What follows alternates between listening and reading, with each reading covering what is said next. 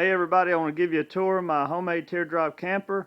I call it a teardrop. It's actually more of a Benroy style camper. The only reason I call it teardrop is because it is built on a 5x8 trailer, and that's how most teardrops are.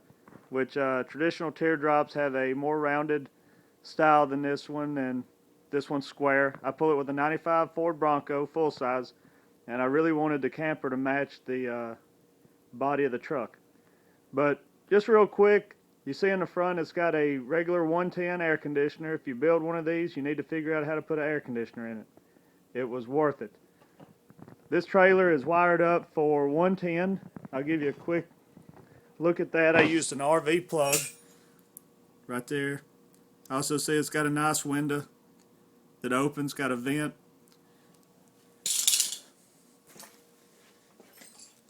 Also on these campers, you want as much ventilation as possible. If you notice the window on my door, it opens up. It's got a screen. We'll go inside here in a minute. Plus I got some of my band stickers that I like. That table right there is removable. The leg support comes off of it, and it packs up really nicely inside the trailer. These kind of trailers, you need as much storage and ventilation as possible. Just a quick look at the back of it. I have a full-size spare tire. It's got a Max or a Camco RV vent. It's kind of like the Max Air vents. Regular 14-inch roll-up vent underneath that. This trim I've got right here was just regular flashing that you use on your house. I used a sheet metal brake to bend it. Worked out really nicely. Aluminum. The siding is aluminum, 040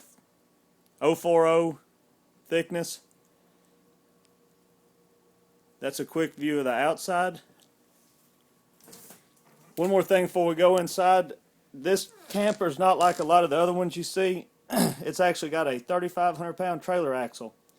Full size tires, so it pulls really well. I built a trailer myself, built a camper, built all this. It's not a perfect build, but you know what? I've never built a camper before. This is just a view of the door. Kind of an outdoorsman. So I got the antlers. Place to keep my books that I like. A little handle. I can pull this around, keep my door open. The bed's a mess, but you know what? I camp in it. 2 fluorescent lights that run off of 110. Thermometer right here for just tell me the temperature inside and outside. I've got these things hanging all over the inside. Work out pretty good. A few Alabama pictures and family pictures make you feel right at home. My backpack, there's the window, curtains roll down. Got a 12-volt fan. Got a nice rack right here to keep my fishing poles. There's a view of the air conditioner. That little heater will keep this thing nice and toasty in the wintertime. We camped in 20-degree weather a few weeks ago, and it worked out great. Down here I keep a hunting knife because you just need one when you're camping. There's another clip. My flashlight. That's the porta potty. If you see the ammo can I've got mounted under there, I keep all my fire starting stuff, so I've always got matches and tinder and all that.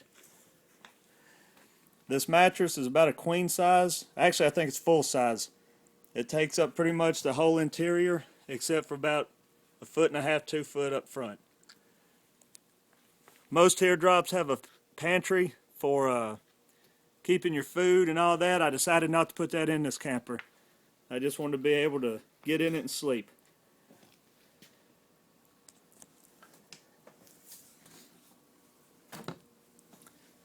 I used a regular deadbolt, and that's a handle that I've had for years.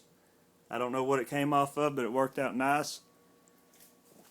The roof, I coated with a camper roof sealer. Worked out really nice. Covered up all the screws that I had to put in it. Basic construction of this camper is 3/4 inch plywood on the sides, a little smaller than 1/2 inch on the outside, on the tops, front and back. LED tail lights, leveling jacks. I don't know if you can see it, but that's the sensor for the thermometer right there. Like I said earlier, good tires, good rims, big axle. This camper's a little heavier than most teardrops that you'll ever see, but it pulls good, and you know what? We like it.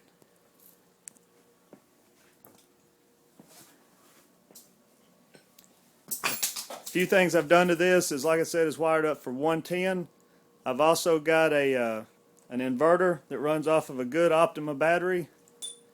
I've got some 12-volt plugs inside to run my little fan and things like that.